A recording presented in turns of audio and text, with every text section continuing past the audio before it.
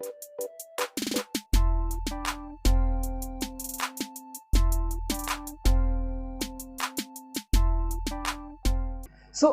हम लोग इस वीडियो में यार एक बहुत ही इंपॉर्टेंट टॉपिक के बारे में डिस्कस करेंगे कि क्या बिना पैसा लगाए आपको इंजीनियरिंग करने मिल सकता है विथ 100% कैंपसिंग, 100% प्लेसमेंट के साथ। यस, इट इज़ पॉसिबल, ये पॉसिबल है, बट इसके बारे में मैक्सिमम को पता ही नहीं होगा, बट ये है पॉसिबल। इसमें आपका सिलेक्शन कम है लेकिन कॉम्पिटिशन भी बहुत कम है, बिकॉज बहुत कोई को ये नहीं पता है। तो आज डिस्कस करेंगे यार गवर्नमेंट की तरफ से 2 एंट्री स्कीम्स जो कि नेवी इंजीनियरिंग के लिए है, नेवी और आर्मी इंजीनियरिंग दोनों के लिए। आर्मी और नेवी को आप सर्व कर सकते हो विद द इंजीनियरिंग कोर्स, जिसमें आपका 1 रुपया भी खर्चा नहीं होगा। पूरा 4 ईयर का कोर्स करने के बाद आपका बीटेक का डिग्री लेने के बाद भी। So hi guys, this side and you are watching educative VK. Please इस वीडियो को लास्ट तक देखना, बिकॉज ये बहुत ही इंपॉर्टेंट वीडियो होने वाला है जो आपको बताएगा यार आप इजीली कैसे 80,000 से लेके 1.5 लाख तक का पर मंथ का पे स्केल क्रैप कर सकते हो। बहुत ही इंपॉर्टेंट, इतना अच्छा सैलरी आपको कहीं मिलता नहीं है, गवर्नमेंट तक में भी नहीं मिलेगा, नॉर्मल आपका पीएसयू तक में भी इतना हाई रेंज का। और ये बेसिक पे है, पर्क्स इसका अलग ही है बिकॉज ये आर्मी के अंडर आता है, इसलिए। तो हम लोग आज डिस्कस करेंगे 2 एंट्री स्कीम के बारे में, जो कि होता है नेवल एंट्री स्कीम और सेकंड नंबर में आता है टेक्निकल एंट्री स्कीम। इन दोनों के बारे में आप पूछोगे आपको कैसे पता, आपने किया है क्या? हाँ, मैंने किया है। मैंने नेवल एंट्री स्कीम में जाकर इंटरव्यू दिया था। मैंने बस वहाँ पे मेरे उस समय उतना बताने वाला कोई नहीं था, जिसकी वजह से मेरा उतना आगे, बिकॉज उसमें बहुत सारे स्टेजेस होता है, मैं आपको बताऊंगा, जिसकी वजह से मेरा सिलेक्शन होते होते रह गया। बट मैं यहाँ पे गया बिकॉज जरूर था, बिकॉज मैंने जेईई मेंस भी दिया था और मेरा इसका कंडीशन फुलफिल भी था, इसलिए मुझे नेवल अकेडमी ने कॉल करके बुलाया था। सबको कॉल लेटर जाता है। सो आज डिस्कस करेंगे, इसलिए मुझे एक्सपीरियंस है और मैं चाहता हूँ कि अगर मेरा नहीं हुआ तो बहुत का हो जाए अभी, बिकॉज बहुत को पता नहीं रहता है। ये उनको ही पता रहता है, या तो जिसका आर्मी का बैकग्राउंड है, या तो उनके फैमिली में कोई आर्मी का मेंबर है, या तो ऑफिसर्स मेंबर है, और अधिकतर के वहीं पे ही आते हैं क्योंकि यहाँ पे डिसिप्लिन मैटर करता है। तो चलिए शुरू करते हैं। सबसे पहले नेवल एंट्री स्कीम होता क्या है? सो नेवल एंट्री स्कीम यार एक एंट्री स्कीम होता है जो नेवी निकालते हैं। एंट्री स्कीम मीन्स एक स्कीम होता है जिसके अंतर्गत आपको लिया जाता है, बहुत सारे कैंडिडेट्स से छाटा जाता है, अच्छा अच्छा कैंडिडेट्स को, और उनको 4 ईयर तक या केरला में इंडियन नेवल एकेडमी में उन लोगों को ट्रेनिंग कराया जाता है, और फिर बीटेक का डिग्री मिलता है, और फिर वो नेवी में ही सर्व करते हैं। जितना चाहे उतना दिन तक आप सर्व कर सकते हैं, आपको मर्जी है तो आप छोड़ भी सकते हो। मेनली यहाँ 3 होता है, 3 स्ट्रीम से होता है: mechanical engineering, electronics and communication engineering and applied electronics electronics and communication engineering. ये 3 स्ट्रीम्स में ही होता है। सो बहुत ही अच्छा आपका ये एक स्कीम है। तो यहाँ पे स्कीम में एनरोल करने के लिए क्या क्या होगा? तो ये स्कीम आपका मेनली यहाँ पे जुलाई तक में स्कीम खत्म हो जाता है, और जुलाई तक से नया स्कीम शुरू हो जाता है। 2019 का जो था अभी जुलाई में ख़त्म हो जाएगा, और जुलाई के बाद इसका नोटिफिकेशन 2021 के लिए निकल जाएगा। ठीक है, 1 साल आगे ये चलता है। सो इसके लिए आपको क्या क्या फुलफिल होना चाहिए? First number is 70% PCM।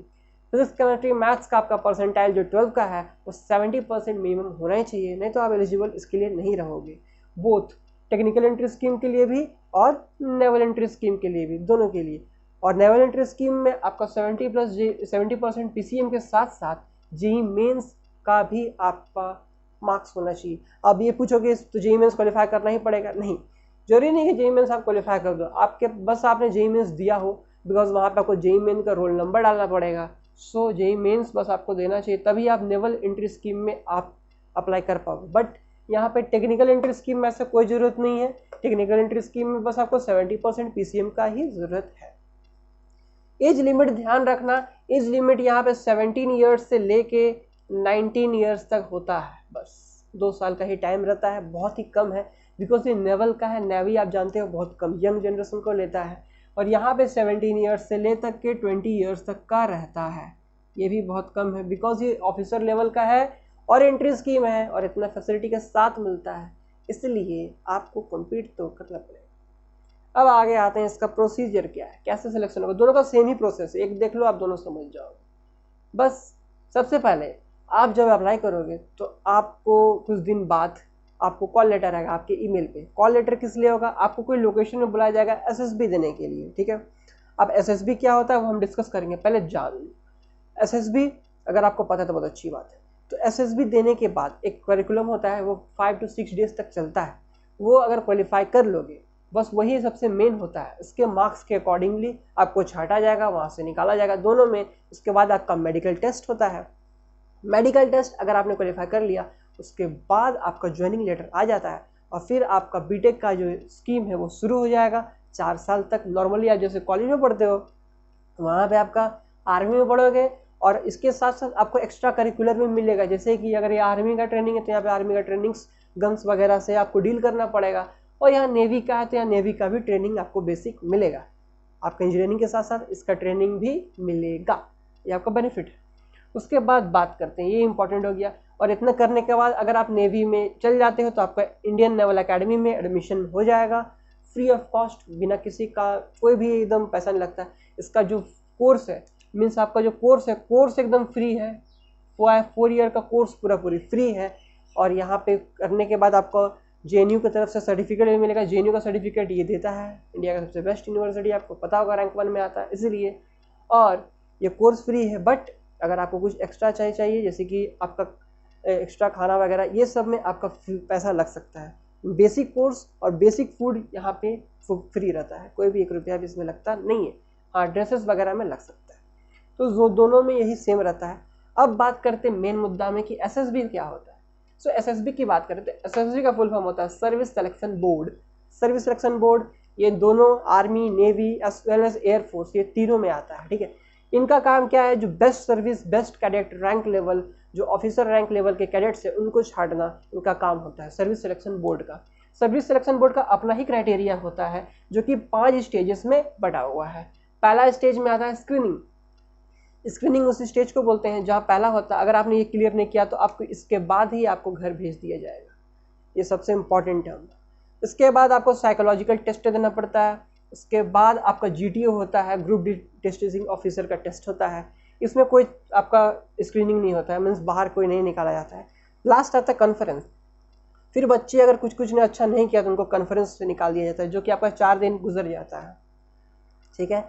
Last दिन आपका इंटरव्यू होता है। इंटरव्यू में भी बहुत सारे निकल जाते हैं छट कर, अगर उन्होंने प्रिपरेशन अच्छे से नहीं किया है तो उस इंटरव्यू आपका बोर्ड मेंबर्स के साथ होता है एकदम फॉर्मली, जैसे एक IAS ऑफिसर का इंटरव्यू होता है। जस्ट आप बोल सकते हो उसमें उतना लेवल तो नहीं होता है, बट हाँ करिकुलम कुछ वैसा ही होता है। और ये इंटरव्यू आप कर दोगे क्रॉस, उसके बाद आपका SSB कंप्लीट हो जाता है। सो मेरा कॉन्फ्रेंस में मैंने आउट हो गया था, मैंने इंटरव्यू देना मुझे मिला नहीं, मैंने कॉन्फ्रेंस तक गया। कॉन्फ्रेंस के बाद मेरा जो सिलेक्शन था वो वहीं तक रुक गया, तो due to certain things, because ऊपर का जो यहाँ पे साइकोलॉजिकल वगैरह में मार्क्स मेरा कम आ गया था, जिसकी वजह से मुझे कॉन्फ्रेंस से निकाल दिया गया था। मैं गया था विशाखापट्टनम देने के लिए से।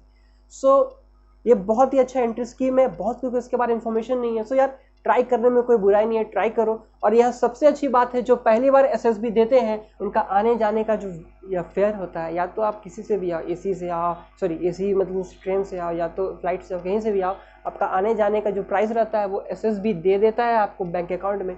सो आप मीन्स फ्री में आते हो पहली बार के लिए, अगर आप दूसरी बार जा रहे हो तो आपको नहीं मिलेगा। सो बस यही मुझे बताना था, बिकॉज बहुत को पता नहीं है, मैं जानता था इसलिए मैंने सोचा कि आपको बताना बहुत इंपॉर्टेंट है।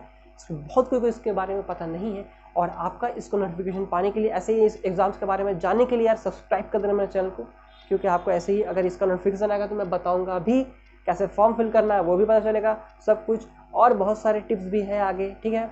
और बस देखते रहो, लगे रहो, और अगर JEE के लिए प्रिपरेशन करें तो करते ही रहो, उसके लिए मैंने पहले ही वीडियो बना दिया है। तो बस आज के उसमें गाइस, थैंक्स फॉर वॉचिंग।